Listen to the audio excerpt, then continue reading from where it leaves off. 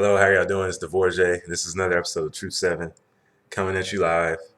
And today, I guess for this video, I'm going to talk about the ego. And based on what a lot of spiritual masters, gurus, and teachers teach, and basically uh, the behind thought and what ego represents, and the differentiation between it, because a lot of people hear about ego and then they automatically attribute it to a negative aspect from a spiritual based concept. But the truth of the matter is, and understanding that you are in an inconclusive universe. And when I say that, to clarify for people who don't know what that means, is that since everything does start from singularity and oneness, only because of creation and splitting into duality, you then have a differentiation. You have a I don't want to say choice, but you have two polar opposites coming from singularity to make one something whole. So with that, brings on the illusion within creation of choice and differentiation between different things, and how like will attract like, and also with negative and positive opposites also attract, because they're all part of the same singular unit. So just so you guys understand that. But yes, when it does come to ego, you have to realize ego is placed on coming from singularity to duality. We have negative, and you have the positive sign. You have feeling, emotion. You have logic and reason. You have to realize, then you have non-material and material, spiritual and material.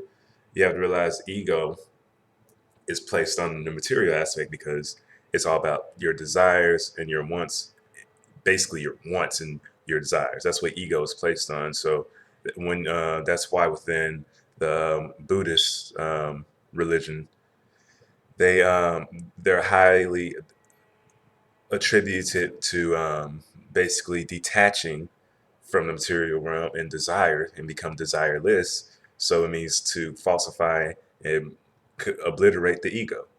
And so that's the concept within that. But you also have to understand with the ego, it's about what you one desires and what you can grasp and what you can hold. So you need your ego to basically have a passion, because ego also goes with passion and desire and whatnot. And then and as I was saying, only attributes to material factor, which is why when it gets to your pineal gland and what's around basically your inner reptilian brain, and knowing that your whole genetic makeup starts with that reptilian-based DNA strand, you have to understand that's where the desire um, to want to manifest and want to like live and want to grasp things and obtain things, because that's built within the human body and the psyche of um, life. And then because there are so many different ways you can go and so many different techniques, and so it's the universe is expressing itself um, subjectively, but as a universal conscious and singularly for every person's life. You can It's all about creating and creating and creating. And there's no problem with being desireless. There's no problem with really letting go of your ego. But there's obviously all frequencies to it, because and all you can say, it's and this is the word, because what ego means, you can say for something, it could be egotistical to even let go of your ego.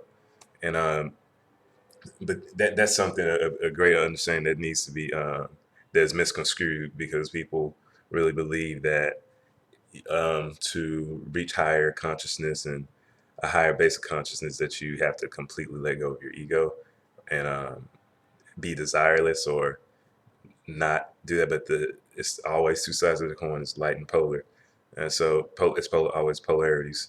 So this is just a video clearing that up and putting that out about the ego.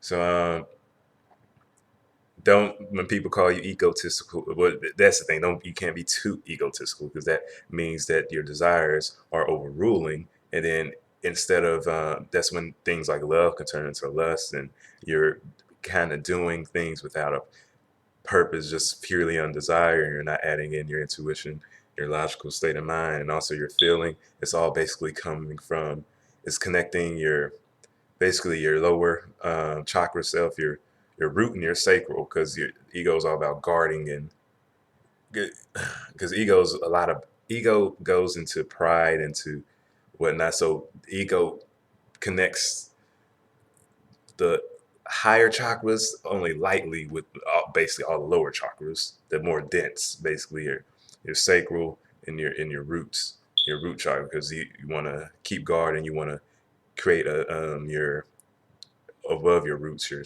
own stableness, your structure, and you have to start from a base, a platform, which is the root chakra, and going up into the sacral, and then within the solar plexus. So it's like all those lower chakras are attributed to the ego, and they're all connected. And that's the going circle because it's your primal state. It's like the ego comes in with your primality, whether it be in the connecting to your reptilian base or to that need for survival, because that's what the reptilian is all about, surviving.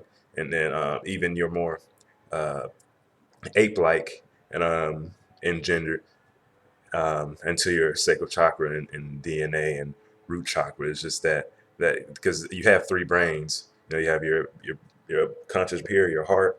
Then you have your basically your nuts and your private parts, like your say what you keep sacred, what you keep your pride in, and what you yeah. Okay.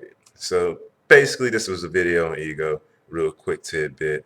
Um, Always live, like, keep living, y'all. Keep being happy, and have a great day. Namaste. Bye.